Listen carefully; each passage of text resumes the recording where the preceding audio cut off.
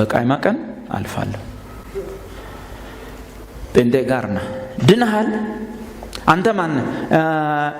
እኔ እንግዲህ ምንድነው ድነሃል ምንድነው? ባለፈው ሳምንት ስንማር ድናችኋል ተብሏል። በዚህኛው ሳምንት ደግሞ የመጣው አረጋና አልዳናችሁም ብሏል። ያው እንግዲህ ያው መሃል ላይ ያው ልንድንም ላንድንም እንችላለን። ቀጥሎ ምንድነው የምትሆነው?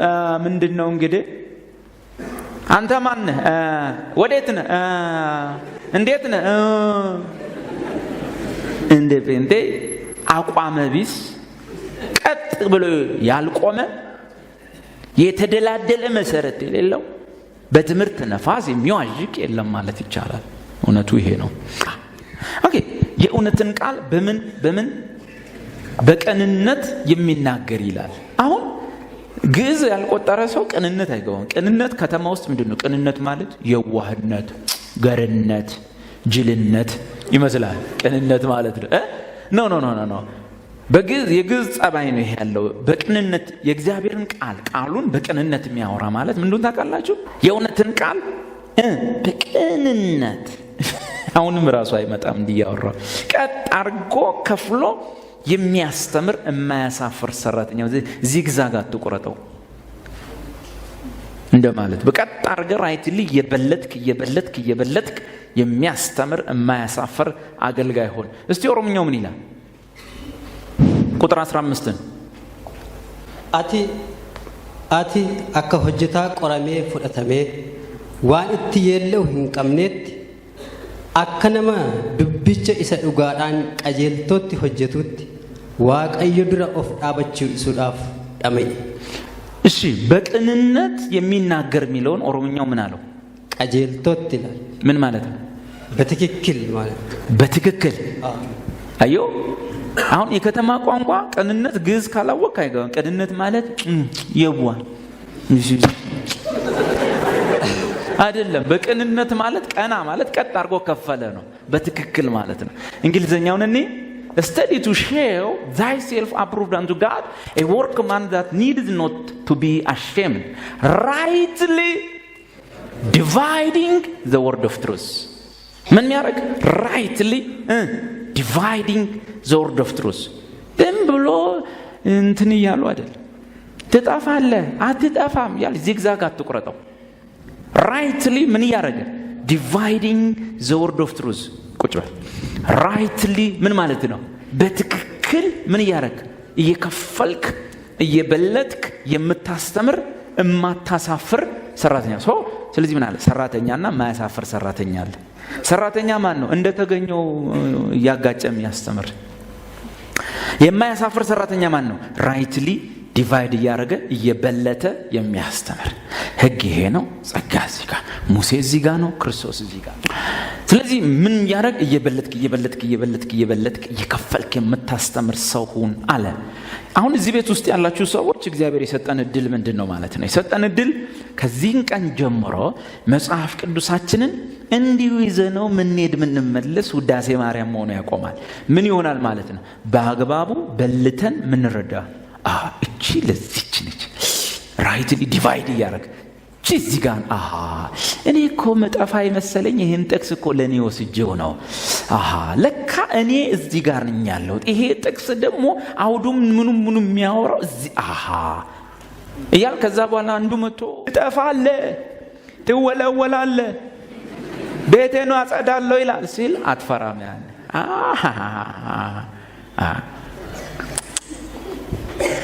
እግዚአብሔር ቤቴን ላጽዳ ካለ የዛሬ ሳምንት ቸርች ውስጥ ማንንም አያገኝም። ማንንም ከማን ይጀምራል መሰለ? ወለውላለሁ ካለው ሰውዬ ነው የሚጀምረው። ችግሩ ከሱ ነው የሚጀምረው። በጭራሽ።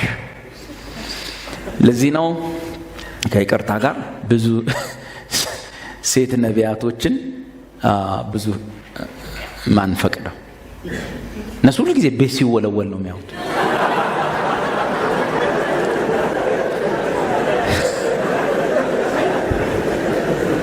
እሺ አባ I love you Jesus እንወድሃለን። ኦኬ ይሄ ማለት ነው ወገኖች፣ ማለት ይሄ የአምላክ መጽሐፍ ይሄ የእግዚአብሔር መጽሐፍ የምን ሃይማኖት መጽሐፍ ነው? የእስላም፣ የኦርቶዶክስ፣ የጴንጤ፣ የካቶሊክ የማን ነው? የማንም አይደለም። የማናቸውም አይደለም። መጽሐፉ የአምላክ መጽሐፍ ነው። እግዚአብሔር ይህን መጽሐፍ ሲልክ ለጴንጤ ከላይ ወደ ታች ወረወረው አይደለም። እግዚአብሔር ይህን መጽሐፍ ከላይ ሰጠው ለዓለም ሕዝብ በሙሉ ነው። እግዚአብሔር ይህን መጽሐፍ ለዓለም ሕዝብ ሲሰጥ የዓለምን ሕዝብ ለሶስት እያየ ነው። የዓለም ሕዝብ ለሶስት ይከፈላል። ነጭ ይሁን ጥቁር ይሁን እሱ የራሱ ጉዳይ። ቻይና ይሁን አፍሪካ ይሁን ሞንጎሊያ ይሁን ጣሊያን ይሁን እሱ የራሱ ጉዳይ። ብቻ ሰው ከሆነ ሰው በእግዚአብሔር ዓይን የዓለም ሕዝብ ሲታይ ሶስት ቦታ ይመደባል። ማንኛውም የዓለም ሕዝብ ጌታ ኢየሱስ ክርስቶስ ከመምጣቱ በፊት በነበረው በምን ኪዳን ውስጥ? በብሉይ ኪዳን ዘመን ውስጥ የዓለም ሕዝብ ለሁለት ብቻ ይከፈል ነበር። የዓለም ሕዝብ ቁጥሩ ሚሊዮንም ይሁን መቶ የሚከፈለው ለሁለት ነበር። ያም አንደኛው አሕዛብ የሚባለው አብዛኛውን ቁጥር የያዘው የዓለም ሕዝብ ነው። ጥቂት ቁጥር ያለው የሆነ ቤተሰብ አለ። ምን ይባላል? እስራኤል ይባላል። ስለዚህ መጽሐፍ ቅዱሳችን በብሉይ ኪዳን ውስጥ የነበረው የመጽሐፍ ቅዱስ ክፍል ብሉይ ኪዳን ይሄ ብሉይ ኪዳን መጽሐፍ ውስጥ የምታገኟቸው ወገኖች ስንት ብቻ ናቸው? ሁለት ናቸው። ምንና ምን ስታና አሕዛቦችን ታያለ። ባቢሎን፣ ግብጽ ምናምን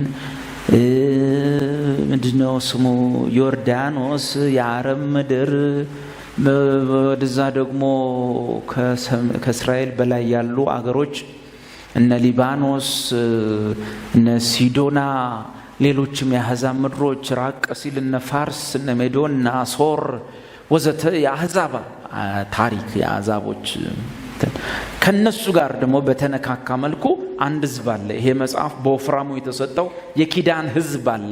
ጥቂት ነው ቁጥሩ። ማን ይባላል? እስራኤል በብሉይ ኪዳን።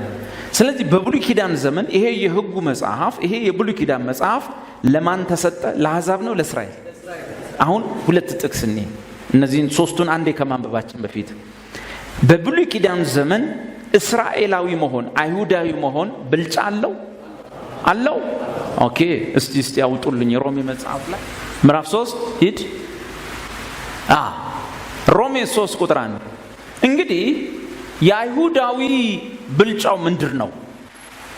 እዚህ ውስጥ ብልጫ አለው በስንት ነገር? ወይስ የመገረዝ ጥቅሙ ምንድን ነው? በሁሉ ነገር ብዙ ነው። ምናዊ መሆን አይሁዳዊ መሆን በብዙ ነገር ምን ነበረው? ብልጫ አለው። ለምሳሌ ቀጥሎ ቁጥር 2 አስቀድሞ የእግዚአብሔር ቃላት እነዚህ 39 መጽሐፍት የእግዚአብሔር ቃላት አደራ ተሰጧቸው። ለነማን? የትኛው ነው? ይሄ አዲሱ ኪዳን ነው ወይስ እዚህ ውስጥ ያለ? አቤት ይሄኛው ኪዳን። አሁን አንድ መጽሐፍ አውጣ።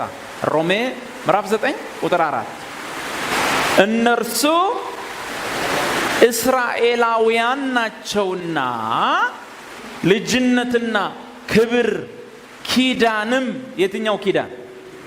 አቤት ብሉይ ኪዳን። ኪዳንም የሕግም መሰጠት የመቅደስም ሥርዓት የተስፋውም ቃላት ለእነርሱ ናቸው። ልብ በሉ። እነርሱ ምኖች ናቸውና? እስራኤላውያን ናቸውና ልጅነት፣ ክብር፣ ኪዳን፣ የሕግ መሰጠት፣ የመቅደስ ሥርዓት፣ የተስፋው ቃላት ለእነርሱ ናቸው። ስለዚህ ብሉይ ኪዳን ውስጥ ስንት ወገን አለ? አሕዛብና አይሁዶም እስራኤል። እስራኤላዊውም አይሁዳዊ መሆን ከኪዳን አንጻር፣ ከመቅደስ ሥርዓት አንጻር፣ ከሕግ አንጻር ብልጫ ነበረው። አሁን አሕዛብ አሉ፣ እስራኤል የሚባል ሕዝብ አለ። ወንጌል አስቀድሞ ለአይሁዳዊ ቀጥሎ ለግሪክ ሰው ይሰበካል። ሲያምን አይሁዳዊም አይሆንም፣ ግሪካዊም አይሆንም። ማንም በክርስቶስ ቢሆን ምን ይሆናል? አዲስ ፍጥረት ይሆናል። ይሄ አዲሱ ፍጥረት የእግዚአብሔር ምን ትባላለች? ቤተ ክርስቲያን ይባላል። ማህበሩ፣ ጉባኤው፣ ስብስቡ። ይሄ ማህበር፣ ይሄ ሶስተኛው ወገን የእግዚአብሔር ቤተ ክርስቲያን የክርስቶስ አካል የበጉ ሚስት የምትባለው ነች። አሁን መጽሐፍ ቅዱስ ውስጥ ያሉ ጥቅሶችን እያወጣን ስናነብ አንድ ንባብ ስታነቡ ያ ንባብ የሚያወራው ወይም ስለ አሕዛብ ነው ወይም ስለ አይሁድ ነው ወይ ደግሞ ስለ እግዚአብሔር ቤተ ክርስቲያን። በልቶ ማየት ጥቅሱን ያስፈልጋል። ከፍለህ በደማይ ይሄ ነገር የሚያወራው ቸርችን ነው አሕዛብን ነው አይሁድን ነው ወዘተ ብሎ ማጥናት እንዴት እንደሆነ አሁን ይህቺ ዝም ብዬ መንደርደሪያ ነች። ወደ ዋናው ነገር ስንመጣ ብርት ይልልናል። ብዙ ጊዜ አሕዛቦችና ለአሕዛብ የተጻፈውና ነገርና የቤተ ክርስቲያን ነገር ለመለየት ይቀላል። ሚምታታብኔቱ ነው ለአይሁዶች የተጻፈውና ለቤተ ክርስቲያን የተጻፈው ነገር ለመለየት ይከብደናል። ለምን? አብዛኛው የብሉይ ኪዳን መጽሐፍ የተጻፈው ስለ አሕዛብ ነው ስለ አይሁድ ነው? ምንም የአሕዛብ አንድ ወገን አይሁድ አንድ ወገን ቢሆንም ሕጉ መጽሐፉ ኪዳኑ ይሰጠው ለማን ነው? ለዚህ አብዛኛው ታሪክ የማን ታሪክ ነው? የአይሁዶች ታሪክ፣ የሕግ ታሪክ ነው፣ የእነሱ ነቢያቶች ታሪክ ነው ወዘተ ወዘተ። ቀጥሎ ያለው ለየትኛው ወገን የተነገረ? ለሶስተኛው ወገን ማነች? አዲስ ኪዳን የተገባላት የክርስቶስ ቤተ ክርስቲያን። ስለዚህ ወፍራሙ ክፍል ውስጥ ያለው ይሄ የሕግም መሰጠት የኪዳኑም የተስፋውም ቃላት የአባቶችም ለነርሱ ናቸው የተባለላቸውን ጥቅስ እዚህ ውስጥ ካሉ ጥቅሶች ጋር መጀመሪያ ማስተያየት ያስፈልጋል። እዚህ ውስጥ ላንተ የተጻፈውን በደንብ ካወቅክ በኋላ እዚህ ውስጥ ያለውን ለመለየት ይቀላል። በጣም በሚያሳዝን መልኩ ለአይሁዶች የተጻፈውን ጽሑፍ ክርስቲያኖች በጣም በጥንቃቄና በብስለት ሲያውቁት ለቤተ ክርስቲያን የተጻፈውን ነገር ግን ኢቭን ከፍተው ማያዩ አሉ፣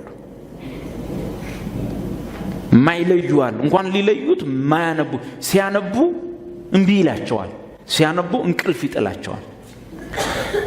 ለአይሁዶች የተሰጠውን እዚህ ውስጥ ገብተው ሲያነቡት ደስ ይላቸዋል፣ ደስ ይላቸው።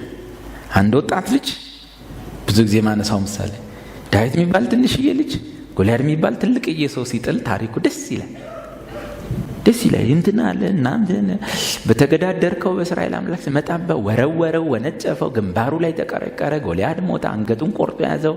ሰፈር ሲገባ የሰፈር ሴቶች ይዘፍኑለት ጀመር። ኧረ ዴቭ ብለው ደስ አይልም? ታሪኩ ደስ ይላል። እዚህ ጋር ስትመጣ አባቶ አንተ በእኔ እንዳለ እኔ በአንተ እንዳለው እነሱ በእኔ አንድ ሲሆኑ አንድ ብንሆን ሲል ምንድን ነው የምትለው? እኔ ባንተ ሲሆን አንተ በእኔ በእነሱ ሲሆን ይህን ነገር ከማሰብ ምን ይሻላል? ነግራችሁ ሊሆን ይችላል። አንዲት እህቴ ምናልባት ትኖር ይሆናል እዚህ ውስጥም። አንድ አገልግዬ ቤት ስገባ ምሳ እየበላሁ ደወለችልኝ። ከሆነ ቸርች አባል ነች። ደወለችልኝ። ዴቭ ደስ ብሎኝ ነው ዛሬ ደወልኩኝ። ምሳ ምን አግኝተሽ ነው? ዛሬ እኛ ቸርች ኤፌሶን ተሰበካለች። እውነት ነው የምላቸው። ኤፌሶን ሰምታ አታውቅም። መጽሐፉን እና ንባቡን እንጂ የምታውቀው ኤፌሶን በዝርዝር ሲሰጥ አታውቅም። ለምን? ምንም እግዚአብሔር ካረዳ ኤፌሶን አይጥምህም። ከበሰልክ ነው ኤፌሶን የሚጥም።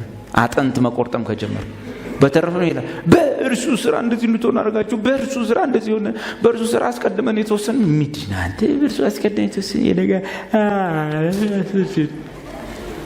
እዚህ ጋር ስመጣ ቀይ ባህርም በፊታቸው ነበረ፣ ፈርዖንም ከኋላ ነበረ።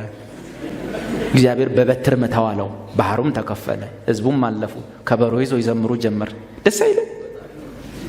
ደስ ይላል እኮ ለልጆች ደስ የሚል ነው።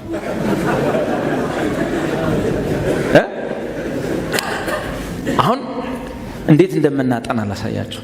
ለአሕዛቦች የተጻፈው ጽሑፍና እሱን ቤተ ክርስቲያን ውስጥ አምጥቶ ለማስተማር ብዙ ጊዜ አብሮ ማሄድ ስለሆነ ለአሕዛቦች የተጻፈውና ለቤተ ክርስቲያን የተጻፈውን ለመለየት ቀላል ነው። ለምሳሌ በኢየሱስ ክርስቶስ በማያምን ይፈረድበታል የሚል ጥቅስ ስታነብ ይሄንን ቸርች ላይ ተሰብካለህ? ላመኑ ሰዎች ሰብካለህ? በጣም ግልጽ ነው ለነማን እንደሚያወራ። አሁን ተነስቼ ቄስ ካሳው ወንድሜ ሀብቴ በኢየሱስ እኮ ያላመነ ይፈረድበታል ብል ይጠቅማቸዋል? ኦሬዲ ምን ብለዋል? ለዚህ ጥቅሱ ስለነሱ ሳይሆን ስለሌላ እንደሚያወራ ይገባናል።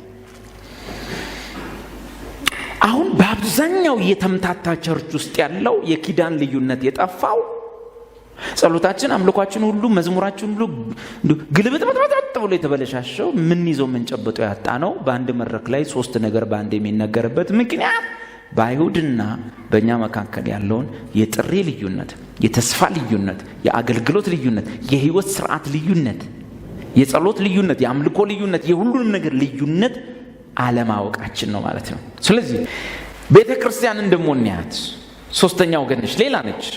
ኤፌሶን 1 ቁጥር 22 ማን ነች እሷ? ሶስተኛ ወገን ማን ነች? ቤተክርስቲያን ውስጥ ዘምሩ እንደ ቤተክርስቲያን ነው ያላችሁት? እንደ አሕዛብ ናችሁ ወይስ እንደ አይሁድ ናችሁ? ሁሉን ከእግሩ በታች አስገዛለት፣ ከሁሉም በላይ ራስ እንዲሆን ለቤተክርስቲያን ሰጠው። አሕዛብ አሉ፣ አይሁድ አሉ። ክርስቶስን የማን ራስ እንዲሆን ሰጠው? ለቤተክርስቲያን ራስ እንዲሆን ሰጠው። እርሷ ማን ነች? እርሷም አካሉና ሁሉን በሁሉ የሚሞላ የእርሱ ሙላቱ ናት። ቸርች ማን ናት? አሕዛብም አይደለችም፣ አይሁድም አይደለችም። ሁሉን በሁሉ የሚሞላ የእርሱ ምኑ ነች? ሙላቱ ነች። ዛት ሚስ አካሉ ነች። እሱ ራስ ነው፣ እሷ አካሉ ወይም የእሱ ምኑ ነች? ሙላቱ ነች። አሁን ቤተ ክርስቲያን ማን እንደሆነች ማሰብ፣ እግዚአብሔር የሰጣትን ቦታ ማወቅ የምንሰብከውን ስብከት ይቀይረዋል፣ የምንዘምረው መዝሙር ይቀይረዋል፣ አስተሳሰባችንን ይቀይረዋል። ለአሕዛብ የተጻፈውን አታመጣባትም፣ ለአይሁድ የተሰጠውን አታመጣባትም። እርሷ ሶስተኛ ወገን ነች። እርሷ እግዚአብሔር ክርስቶስን ምን እንዲሆን የእሷ ራስ አርጎ የገጠመባት፣ እሷ ደግሞ የዋዛ እንዳትመስላችሁ፣ እሱ ራስ እንጂ አካል አይደለም። እርሱ ሙላቱ የእሱ አካል የሆነችው ማነች? ቤተ ክርስቲያን ነች። ቤተ ክርስቲያን የክርስቶስ አካሉ፣ ያ ማለት የእሱ ሙላቱ ናት። ራስ ካለ አካል አለ፣ አካል ካለ ራስ አለ። ግን ስንት ናቸው? አንድ ነው። የእግዚአብሔር ቤተ ክርስቲያን ከየት ነው የመጣችው? ወንጌል ለማን ሲሰበክ? ለአሕዛብና ለአይሁድ ሲሰበክ አምነው የሚወጡት ለብቻቸው ስንተኛ ወገን?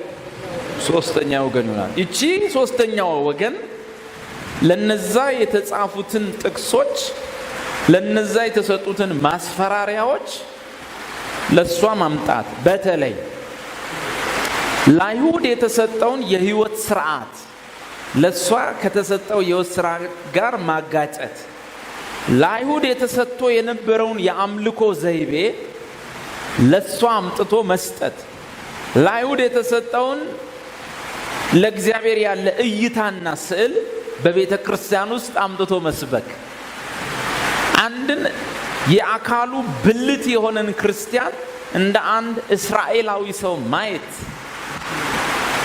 ክብራቸውን እኩል አድርጎ ማየት፣ ጥሪያቸውን እኩል አድርጎ ማየት፣ ተስፋቸውን የሁለቱንም እኩል አድርጎ ማሰብ ትምህርታችን እንዲምታታ ያደርገዋል። መዝሙሮቻችን እርስ በርሳቸው እንዲጋጩ ያደርጋል።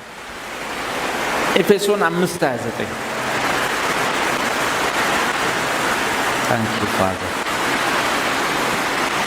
ቤተ ክርስቲያንን ደግሞ ያዋት ማንም የገዛ ስጋውን የሚጠላ ከቶ የለምና፣ ነገር ግን የአካሉ ብልቶች ስለሆንን ክርስቶስ ደግሞ ለቤተ ክርስቲያን እንዳደረገላት ይመግበዋል ይንከባከበውማል።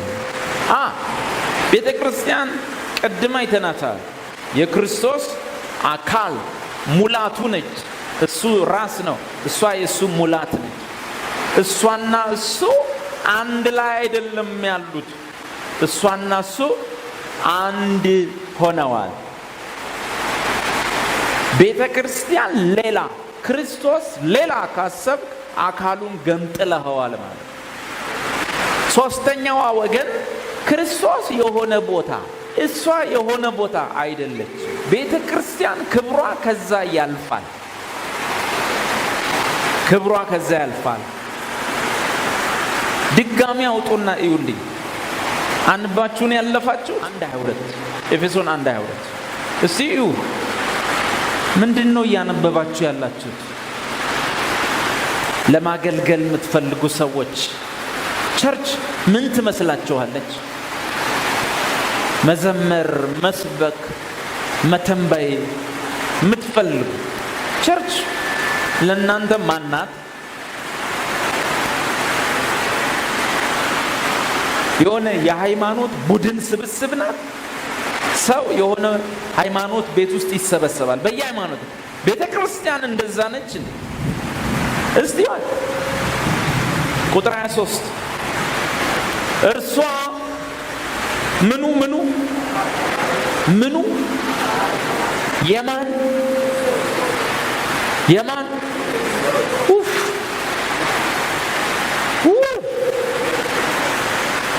እርሷም አካሉ እና ሁሉን በሁሉ የሚሞላ የእርሱ ሙላቱ ናት። ክርስቶስ ክርስቲያን፣ ክርስቶስ ቤተ ክርስቲያን፣ ራስ አካል ስንት አቤት አንድ። ስለዚህ እኛ ሁላችን ብልቶች ሆነን በተናጠል አንድ አካል ውስጥ ገብተናል። ያቺ አካል የእግዚአብሔር ቤተ ክርስቲያን ትባላለች። ስንተኛዋ ወገን ነች? ሶስተኛዋ ወገን ነች። ስለዚህ ሁላችን አንድ ላይ አካሉነን እያንዳንዳችን በግል ከነ ብርታት ከነ ድካም ከነ ጉብዝና ከነ ስንፍና የክርስቶስ የእግዚአብሔር ልጅ የመሲሁ የክርስቶስ ብልት ሆነ ተገጥማል። ቸርች ማነች? እሱ ራስ፣ እሷስ አካሉ። የማን ሙላቱ? የክርስቶስ ሙላቱ። ራስ በሰማይ አካል በምድር ስንት? አንድ። እኔን ከታች ስትመታ፣ እኔን ከታች ስትቀጠቅጥ፣ እኔን ከታች ስታሳድድ ከላይ ብቅ ይላል። ለምን ታሳድደኛለህ እንዴ? እኔ ታች ያሉት እንደነቀው አንተ ማን ነህ? እኔ የምታሳድደኝ የናዝሬቱ ኢየሱስ ነኝ። አሜን። ኦኬ። ወዴ የኔ እኔም የእርሱ የሚለየን ማነው? እሱ ሁለታችን ተዋደናል፣ አንለያይም፣ አንድ ሆነናል። እስቲ ከኔ ጋር አብራችሁ እመኑ። እኔ በሉ የእግዚአብሔር ልጅ የክርስቶስ የአካሉ ብልት ሆኜ ተገጥም ያለው